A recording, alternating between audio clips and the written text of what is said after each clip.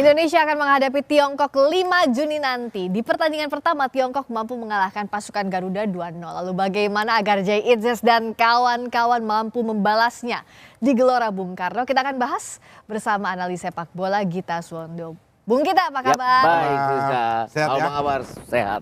Harus sehat. Alhamdulillah. Walaupun kita deg-degannya gimana nih 5 Juni. Pertanyaan pertama kan gak ada Martin Pass, gak ada Marcelino, gak ada Mace, gak ada Martin Pass. Gimana? Apakah dan sampai detik ini belum kumpul latihan. Kalau belum kumpul latihan, semua timnas memang biasanya kumpul latihannya setelah liga kelar. Ya. Kan? Jadi kan kalau timnas ini kan ibaratnya adalah pasukan siap tempur. Jadi siapapun yang dipanggil harus siap. Nggak boleh lagi ada alasan bahwa secara fisik tidak bagus, secara stamina tidak bagus, secara performa masing-masing individu tidak bagus. Tapi memang kita terbiasa dengan Martin Pass dalam 8 pertandingan. Itu tidak bisa dipungkiri bahwa dia salah satu yang membawa kita sampai sejauh ini ada di urutan keempat. Masih ada Emil Audero. Tapi persoalannya Emil Audero mulai hari ini dia Palermo tuh ada di urutan ke-8. Berhak ikut playoff untuk menuju Seri B. Ya masih main lagi dong berarti. Main lagi. Sama lah dengan Jay Itzes musim lalu. Cuman bedanya adalah Jay Itzes pada saat itu belum dinaturalisasi, belum memperkuat timnas. Jadi tidak ada apa unsur-unsur bahwa kok dia nggak main, Nah ini kalau dia lawan Juve Stabia ini siapa namanya Palermo ini. Kalau menang tanggal 17 Mei ini mereka akan bermain tanggal 18 Mei dan 25 Mei. Ya. Untuk semifinal, playoff juga. Ya. Kalau menang lagi final tanggal 28 Mei dan 1 Juni. Riskan dari sisi kebugaran mungkin ya. Karena dia berarti tanggal 2 Mei baru bisa terbang ke Bali. 2 Juni ya. 2 Juni baru terbang ke Bali, bergabung dengan rekan-rekannya dan tanggal 5 Juni sudah harus bermain. Tapi belum secara teknis udah harus tanding lagi Bar, itu gimana? Itu mungkin kebugaran fisik. Tapi secara teknis permainan dan juga peluang juga prediksi menurut Mas Gita ini gimana untuk menghadapi yang namanya Tiongkok ke depan ini? Kalau kita memainkan strategi dengan tepat seperti halnya pada saat kita melawan Bahrain. Kita akan bisa menang. Saya yakin kita menang. Strategi yang tepat tuh maksudnya menurut Mas Gita? Kita harus balance antara bertahan dan juga menyerang. Ini yang sulit sekali kita lakukan. Karena kelemahan kita apa sih menurut Mas Gita? Nggak balance pada saat menyerang. Pada saat kita kan 2 kali lawan Cina waktu kita kalah 1-2 di Qingdao itu adalah kita full attack. Kemudian kita lupa pertahanan. Gol mereka dua-duanya datang dari counter attack. Iya betul. Lawan Australia di kandang Australia kita terlalu berani mainnya. Attack selama 10 menit, kemudian berantakan di sisa 80 menit. Kurang balance, perlu di sporing kayaknya. Sering lansing. Persoalannya lawan Cina adalah Cina ini juga nunggu mainnya. Waktu lawan Bahrain, lawan Saudi Arabia, waktu kita menang 2-0 kan kita tunggu mereka nyerang, kita counter mereka. Nah, lawan yang sama-sama nunggu ini kan salah satu pasti nggak sabaran. Nah, kita main di kandang sendiri takutnya kita jadi nggak sabaran. Itu aja yang saya khawatirkan. Tapi kalau kita sabar, kita bisa harusnya mengalahkan Cina. Nah ngomong-ngomong strategi ini kan ada di tangan pelatih timnas kita, Patrick Kluivert yang saat ini sudah tiba di Indonesia. Kluivert langsung memantau pertandingan Liga 1 yaitu Persis Solo melawan Dewa United. Kita lihat. Kluivert memantau laga Persis dan Dewa United ditemani oleh asistennya Daniel Anzat. Kedatangan Kluivert untuk memantau langsung pemain-pemain potensial yang akan dipanggil dalam pemusatan latihan. Seperti diketahui dalam di skuad Persis dan juga Dewa terdapat beberapa pemain langganan timnas. Ada Sananta ya Bar ya. Kemudian juga ada Ricky Kambuaya hingga Egy Maulana Fikri. Ini saya rasa duel yang punya kepentingan. Dewa masih berpeluang untuk ada di urutan kedua dan berarti lolos ke kejuaraan antar klub Asia musim depan. Persis berusaha untuk tidak degradasi.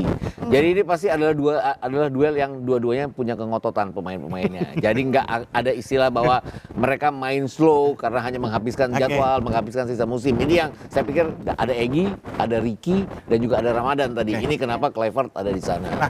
Peluang Egy untuk balik lagi ke timnas besar, tapi main saya juga nggak yakin. Yang penting dipanggil dulu, masuk di SP lah seenggaknya, masuk daftar susunan pemain di radar. Ada di radarnya Patrick. Karena saya pikir juga musim ini musim terbaiknya Egy ya. Dia pemain lokal yang banyak menciptakan gol, banyak menciptakan assist. Dewa United ada di urutan kedua sejauh ini, kejutan sama juga dengan Malut United. Makanya saya juga berpikir bahwa Yakob Sayuri juga akan dipanggil juga kemungkinan itu. Jadi ada beberapa pemain yang seharusnya dipantau oleh Kluivert jauh-jauh hari ya sebelumnya, nggak di week-week terakhir dari Liga. Seperti siapa kira-kira Pak Mas Gita yang harusnya menurut Mas Gita ini sebenarnya layak gitu untuk masuk timnas? Sejauh ini 2 Yakob Sayuri dan Yance Sayuri, cuman mereka kan persoalannya adalah sering cedera. Itu yang mungkin jadi pertimbangan bahwa ini kan pertandingan yang dua-duanya sangat vital ya. Harus benar-benar dalam kondisi fit. Ya. Egy oke. Ricky kita lihat waktu lawan Bahrain kan dia membuktikan dia cukup luar biasa ya. Iya, Ricky. Dan yang PR utamanya adalah siapakah pengganti Marcelino Ferdinand. Siapa? Kita akan coba lihat di situ. Sekarang kita justru ini yang akan kita obrolkan dengan Bung Gita ya. Ini berkaitan menurut Bung Gita ini andekan Gita Kluivert. Komposisi strategi apa yang menurut Bang Gita ini yang bisa untuk meredam mengalahkan yang namanya Tiongkok? Boleh dipindah-pindahin sama Bung Gita. Ini sih saya setuju. Artinya gini, walaupun dia main playoff, kan kita nggak bisa mendoakan juga bahwa dia kalah biar nggak lolos. Kebugaran. Hanya tantangannya adalah kebugaran. Kan terbang dari Eropa ke Bung Gita biar nggak nutupin kamera. Oke, Emil oke. Bar sini Bar, Oke, sama aku. siap. Nah, Ini 3 pemain yang luar biasa waktu lawan Bahrain. Jadi nggak tergantikan di sini. Iya. Calvin Verdong dalam kondisi ini bisa dilepas ya? bisa. Dicopot di kantong ini bisa. Ini saya pikir di sini. Kebalik. Yakob akan main di kanan. Oke.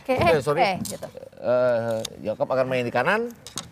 Calvin akan main di kiri sesuai. Calvin ini kan bisa switch play dua-duanya. Ini 2 kaki yang dua-duanya sama bagusnya, ini 2 kaki yang sama-sama bagusnya. Jadi mereka kadang waktu lawan Saudi Arabia kan Calvin Verdong masuk dari kanan untuk menciptakan peluang Marcelino Ferdinand. Iya betul ya waktu itu. Dia bisa kiri dalam juga bisa kiri luar. Ngapain kalau ini? Menyemangati, ayo. Oke, siap. Ini untuk wing ya, ini tengahnya nggak tergantikan ini. Ini udah pasti ya, El Profesor. Kalaupun Tom Haye ini tidak dalam kondisi, dia kan sering cuma bisa main 70 menit. Masalah utamanya adalah masalah fisik. Ada Ivar Jenner yang bisa menggantikan ini dia. Tapi setidaknya tidak tergantikan untuk awal ya membangun. Tapi harus ada yang cover kalau secara permainan. Iya, itu. Ini tugas dari Joey Pelupessy dan dilakukannya dengan sangat baik pada saat lawan Bahrain.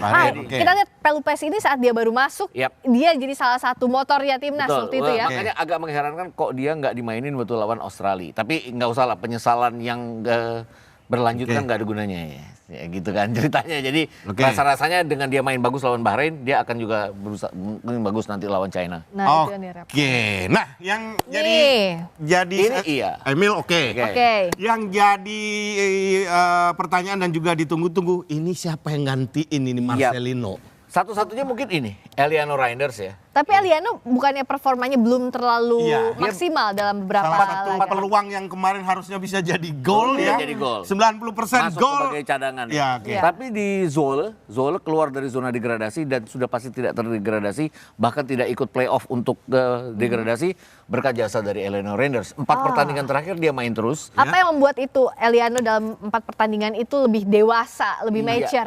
Lebih apa ya? Lebih menanggapi apa kritik terhadap dia selama ini ya, bahwa dia sering tidak bagus pada saat bertahan, dia bermain cukup baik, kemudian menyerang itu dan dia bisa main di bek kanan, dia bisa main di ke tengah kanan tengah, dia bisa juga bermain di sini. Memang riskan menggantikan Marcelino dengan dia, tapi nggak ada pilihan lain. Ini juga pasti sama. Ini Kalau Oleh sih udah nggak tergantikan juga ya sejauh ini. Di sini masalah utama kita. Kalau Ragnar belum sembuh dari cedera. Nah ini kalau Wahadi belum sembuh gimana nih? Kemungkinan siapa yang akan mengganti posisi? Repotnya Dean James juga cedera kan, panjang kan. Iya betul. Nah, itu dan balik-balik lagi. Kalau ada Kevin Dix, ini tempatnya Kevin Dix juga di sini. Tapi Kevin Dix kan sama dengan Dean James, sama dengan Ragnar. Cedera panjang. Jadi ada 3 pemain yang cedera yang mudah-mudahan akan sembuh tepat pada waktu. Kalau prediksi Bung Gita, Patrick akan memainkan siapa di sini? Mau nggak mau pilihannya adalah Egy ya. Mau nggak mau Egy atau Ricky. Karena Ricky membuktikan dia bagus. Artinya gini, Ricky kan punya kemampuan untuk coba sini ya berarti. Penetrasinya juga bagus. Dan dia kan punya kengototan. Ini yang di beberapa tanding terakhir juga kita lihat itu ya. Nggak harus stylish mainnya. Pokoknya dia istilahnya kalau zaman dulu kan gaprak. Pokoknya gaprak. Nah ini keistimewaan dari Ricky. Bung Gita, Barcode kan sudah di sini juga? Iya, betul. Apa ada kemungkinan dipanggil juga? Saya belum dapat data-data. Dia bilang dia akan bermain untuk TC, tapi belum ada panggilan dari Patrick Kluivert. sejauh ini jangan-jangan dia main buat Bali United. Kalau saja dia bersedia dan dia dipanggil gitu, setuju? Setuju. Tapi kan di sini kan sudah penuh ya? pemain inti. Ini artinya juga masih ada Jordi Amat di sini.